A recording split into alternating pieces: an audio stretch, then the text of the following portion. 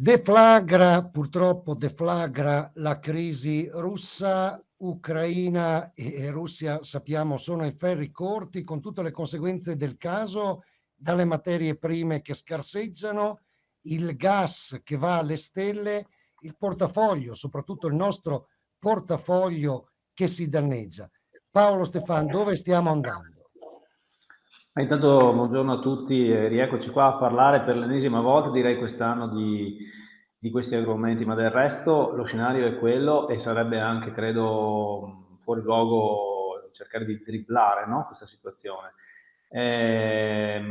La situazione all'est dell'Europa non accenna a risolversi e di conseguenza sì, tutte le forme di risparmio per certi versi stanno registrando delle difficoltà che sono legate a un'aspettativa incerta sul futuro. Quindi diciamo, se è vero che il valore del risparmio tutto sommato deriva da quello che noi ci aspettiamo che domani possa succedere, oggi il quadro è peggiore rispetto magari allo scorso anno e i motivi sono quelli che ci raccontiamo da un po' di tempo, quindi sicuramente la percezione che l'economia occidentale ha una forte dipendenza, ahimè, dalle fonti energetiche e per certi versi, volendo guardare in positivo questa situazione, possiamo dire che il conflitto non ha fatto altro che accendere una lampadina, mettere un focus su un tema che forse è stato trascurato fino ad oggi.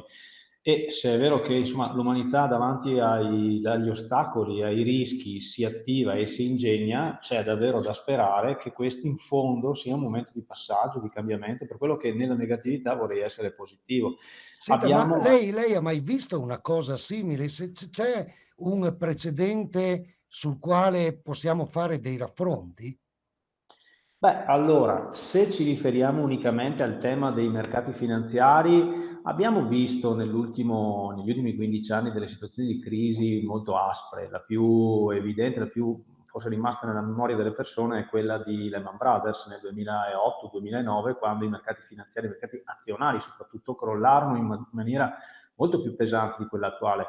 Ricordo le azioni scesero di un 50% sulle principali borse mondiali. Oggi da inizio dell'anno dai massimi siamo sotto di un 25%, quindi il ribasso è di dimensioni inferiori. Però rispetto ad allora c'è una differenza oggi. Ehm, Ciò che scende oggi è anche il mercato obbligazionario, quindi il valore dei titoli di Stato di fronte a un rialzo di tassi scende. Che cosa sta succedendo? Banalmente, cercando di spiegarlo con parole semplici. Se tu hai acquistato un titolo di Stato un anno fa, 2 anni fa, e ha una cedola, paga un tasso, diciamo così, del 3%, dico numeri a caso, e improvvisamente le nuove emissioni hanno un tasso del 5%, ecco che il tuo titolo, quello che hai in portafoglio, è meno apprezzato, ha un minor valore perché il risparmiatore trova di meglio nel mercato attuale e quindi i mercati finanziari non fanno altro che dare riscontro di questo fatto cui oggi, nel 2022, stiamo assistendo contemporaneamente a una discesa dei mercati azionari e dei mercati obbligazionari. C'è da dire che i mercati obbligazionari scendono perché sono saliti molto negli anni passati, quindi è una specie di legge del contrappasso, no? Per tanti anni, vi ricordate le politiche di Mario Draghi, whatever it takes, Certo. ribasso dei tassi? Ecco, quei ribassi dei tassi lì avevano alimentato l'apprezzamento, no? L'incremento di valore dei titoli obbligazionari. Oggi stiamo assistendo al meccanismo inverso. C'è da dire, ecco, e poi su questo magari mi fermo, guardandola in prospettiva, se tu oggi hai dei titoli obbligazionari che hanno una cedola più grossa, beh, per l'investitore che comincia oggi o che comunque ha davanti a sé ha anni e prospettiva, questo è un fattore positivo, insomma. E chi deve farsi una casa? E chi ha bisogno in questo momento di un mutuo? E chi era abituato a quel tasso fisso che era inchiodato fino a un po' di tempo fa? Ah beh, allora, anzitutto, poiché io mi occupo di previdenza complementare, consiglio caldamente agli ascoltatori di informarsi rispetto al tema dei mutui e della casa presso chi, diciamo, ha una competenza dedicata. Quindi Solidarietà Veneto si occupa più che altro di pensioni. Dopodiché, se vogliamo fare due parole, è chiaro che magari fare come dire, accendere, ecco, si dice così, un mutuo a un tasso fisso al 2%, faccio per dire, forse un'occasione che ci è capitata per tanti anni grazie proprio alle politiche espansive delle banche centrali. Con i rialzi attuali possiamo immaginare che nel futuro prossimo magari non ci possono essere le stesse condizioni Oggi in realtà non è detto che non si trovino comunque delle buone condizioni sul mercato, perché sapete le banche in realtà erogano mutui relazionando il tasso con il tasso che pagano nel momento in cui raccolgono. Quindi se la raccolta è remunerata, dico per dire, a zero, probabilmente dall'altra parte si riesce ancora a dare prestiti a tassi interessanti. Però, insomma, siccome i mercati e le banche centrali stanno alzando i tassi, è anche ragionevole pensare che un po' alla volta questo rialzo venga scaricato a valle anche nelle operazioni finanziarie di finanziamento e anche di raccolta. Ma ripeto, questo è un ambito di competenze, se volete, collaterale a quello del fondo pensioni, insomma. Ricordo che questo video ha a disposizione una chat, se avete delle domande, dei dubbi, delle perplessità, se volete chiarimenti, è sufficiente scrivere e tutte le vostre domande troveranno delle risposte. Senta Stefano, ma la gente sta ballando allegramente, no? Con la crisi sulla porta di casa, con la guerra sulla porta di casa. Lei ha la percezione, ha la sensazione che la gente non percepisca appieno quello che davvero sta accadendo?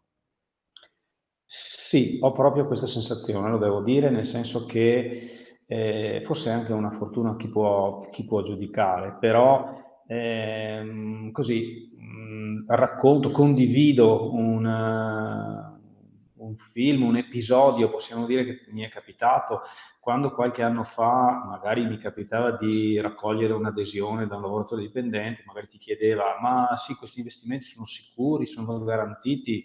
Ma dico, guarda, se si sta nell'ambito di uno scenario, tra virgolette, normale, c'è un sistema di protezione molto solido, tra l'altro molto più solido magari rispetto ad altre forme di investimento. Chiaro, scherzando, ma non troppo, dicevo, dovesse esserci uno scenario di guerra nucleare, quello mette in discussione tutti i nostri risparmi. Ecco, quella che mi capitava di utilizzare tra il serio e il faceto come un'iperbole, accidenti, oggi viene quasi sfiorata con pudore, mi viene da dire anche dai media, perché è un tema, un giorno magari lo si sente un po' più caldo, un altro giorno un po' meno caldo, ma è un tema. Quindi se i mercati finanziari oggi dovessero stimare il rischio del peggio che non vogliamo neppure nominare, ecco che chiediamoci quale sarebbe il valore del nostro risparmio oggi se domani mattina dovesse esserci un'apocalisse? No, voglio dire, Certo. zero evidentemente. Bene, questa era un'iperbole e oggi ci troviamo a parlarne,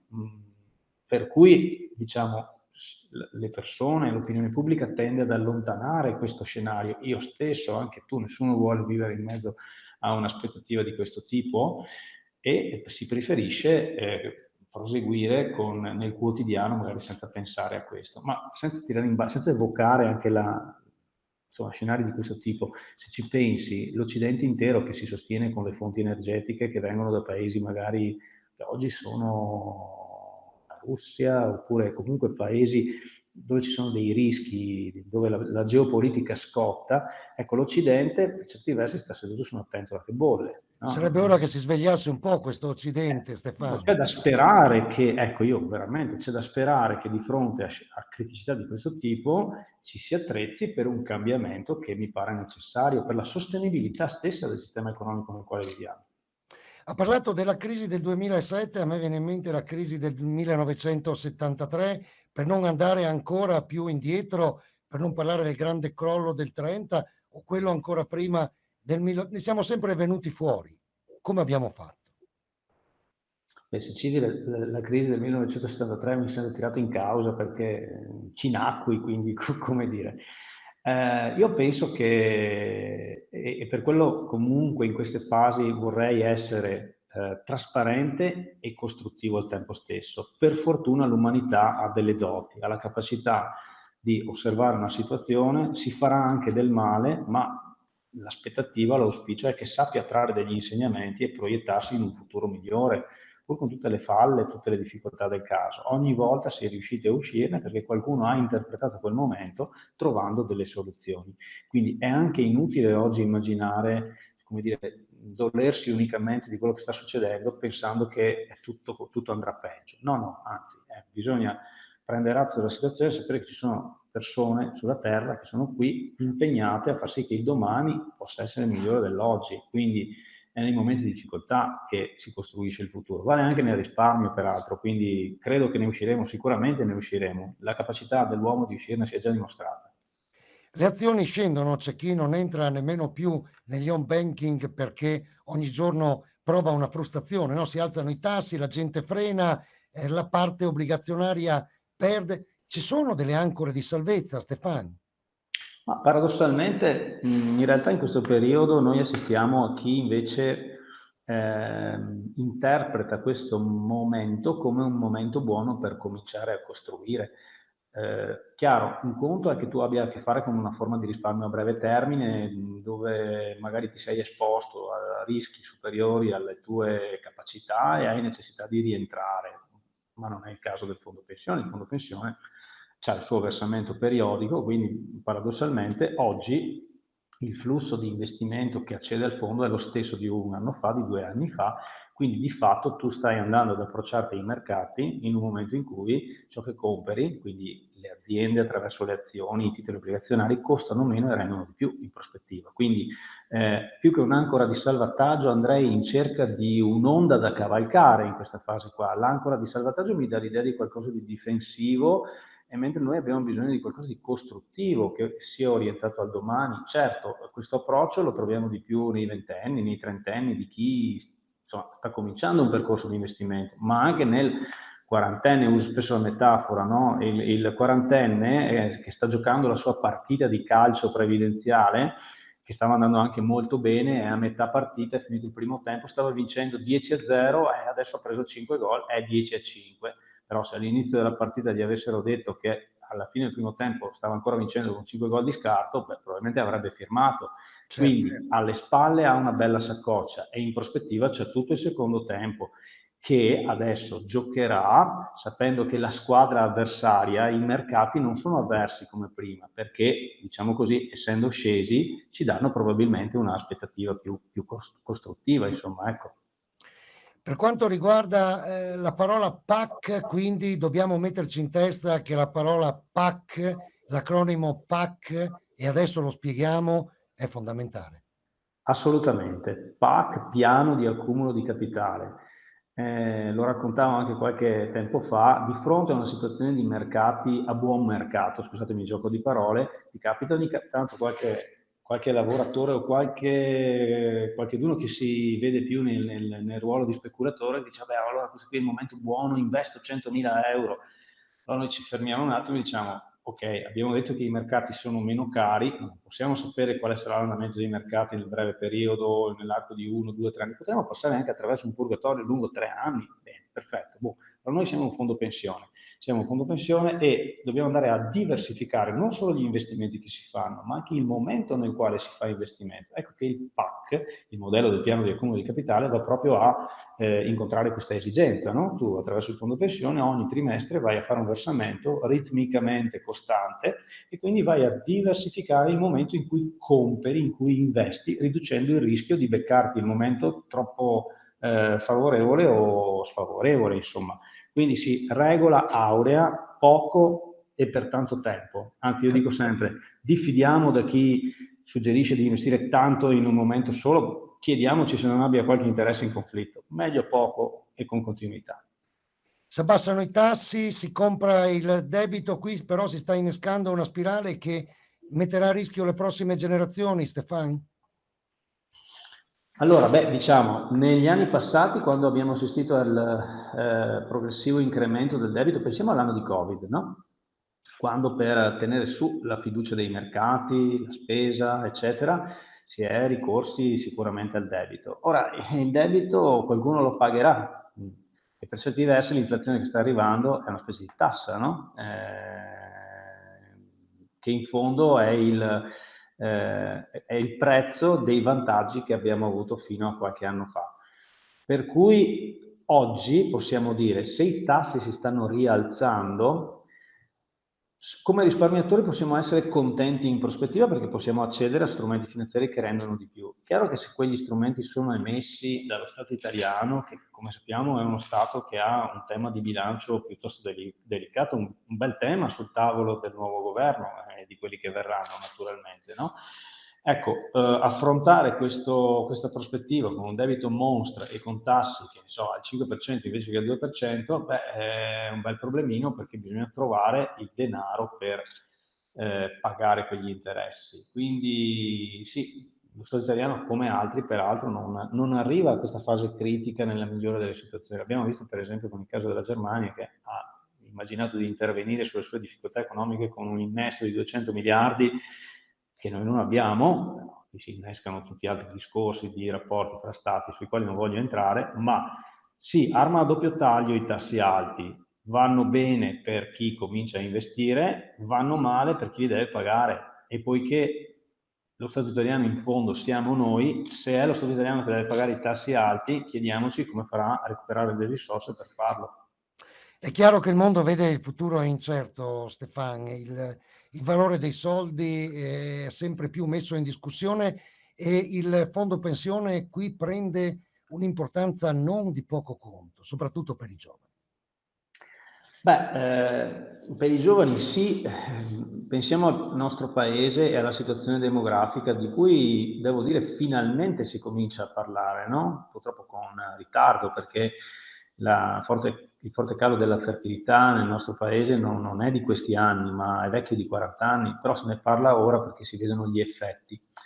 Ecco, chiaramente questo tema sta già avendo degli impatti sul mondo del lavoro. Proviamo a guardarci in giro, è il fatto che molte aziende non trovano personale, ma guardiamo anche in prospettiva, immaginiamo un ambiente sociale più debole, relazioni più rarefatte, paesi che si spopolano, e poi parliamo infine anche di pensioni, visto che è il tema di cui ci occupiamo. Nel momento in cui scende la capacità di generare contribuzione da parte del lavoro, significa che chi gode dei benefici dei sistemi a ripartizione, i pensionati, si potrebbe trovare in difficoltà. Quindi in Italia lì c'è un sistema a ripartizione, chi lavora paga contributi per alimentare le pensioni di chi è in pensione. Chiaramente il tema della demografia incide notevolmente da questo punto di vista. Con la legge Dini, nell'ormai lontano 95, si era cercato di correre ai ripari, dopodiché c'è stata la legge Fornero che ha spostato in avanti anche l'età di accesso alle pensioni, sempre col metodo contributivo, ma oggi ci si chiede, di fronte a uno scenario demografico che si sta, come dire, ancora più avvitando, cosa possiamo immaginarci in prospettiva? Io credo che da questo punto di vista, ma lo riscontriamo anche nella capacità di riflessione dei giovani, sia la presa d'atto che occorre in qualche maniera integrare ciò che lo Stato per fortuna potrà darci, magari non quello che auspicavamo o non quando avremmo voluto, però importante, c'è comunque un qualcosa che ci viene dallo Stato, ma va integrato con qualcosa d'altro, con la previdenza complementare, idealmente partendo presto, proprio per lo stesso motivo che citavo poco fa, per non inchiodarsi a dover versare troppo, poco e per tanto tempo. Da quello che mi dice, una cosa emerge con prepotenza. Qui bisogna darsi degli obiettivi importanti e precisi. Da dove si inizia, Stefano? Dalla fine, l'obiettivo in effetti è alla fine. Noi purtroppo, per fortuna, insomma, in Italia risparmiamo forse nella nostra regione, risparmiamo più per abitudine, un'abitudine che ci viene forse anche dal passato. 100 anni fa eravamo un paese agricolo, abbiamo attraversato la guerra, come dire, abbiamo ancora nella nostra memoria, nel fame che hanno patito le generazioni che ci hanno preceduto.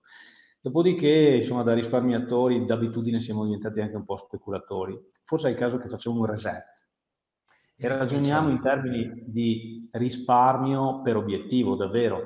Quindi il fondo pensione forse è l'archetipo, diciamo, del risparmio per obiettivo, tant'è vero che si chiama fondo pensione. Io verso del denaro nel fondo pensione perché un giorno voglio accedere a una prestazione che mi dia un benessere in linea con le aspettative che ho. Quindi sì, non so se è un ragionamento che vale anche per altre forme di risparmio, ma sicuramente per chi sceglie, per i giovani, anche che tanti giovani che quest'anno hanno scelto il fondo pensione, non hanno scelto perché si pagano meno tasse, perché ci sono contribuzioni aggiuntive, ma perché hanno preso di mira un obiettivo, il loro futuro Guardare al lontano. futuro. Mm.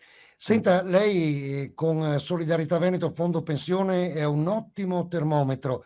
Mi piacerebbe sapere cosa fanno, cosa pensano, come si muove la nostra gente, in questo caso i bellunesi, visto che siamo in questa provincia. Beh, allora diciamo, possiamo dire che negli ultimi anni, vale per la provincia di Belluno, ma vale anche per tutte le altre province che ci ascoltano, c'è stato un incremento di interesse per il tema della previdenza complementare. È aumentato il numero di iscritti giovani che hanno scelto Solidarietà Veneto. Mediamente i nuovi iscritti hanno 35 anni, quindi di sicuro nei 7-8 mila iscritti che magari approcciano Solidarietà Veneto nell'anno, compreso quest'anno difficile tra Mhm. l'altro, ci sono anche pensionandi, certo, al netto di queste persone che scelgono comunque il fondo per una questione di vantaggi fiscali, contributivi, eccetera, c'è una presa d'atto di fatto di un mondo che sta cambiando, non è repentina, è lenta, quindi sta maturando pian piano, ma sta arrivando. Io dico che l'iscritto al fondo pensione oggi è molto più coerente rispetto al tema degli obiettivi, se lo poniamo a confronto con l'iscritto di 30 anni fa.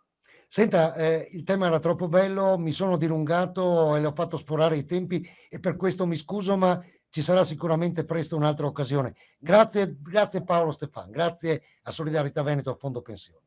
Nessun problema, ci ritroveremo il prossimo mese. Un saluto a tutti.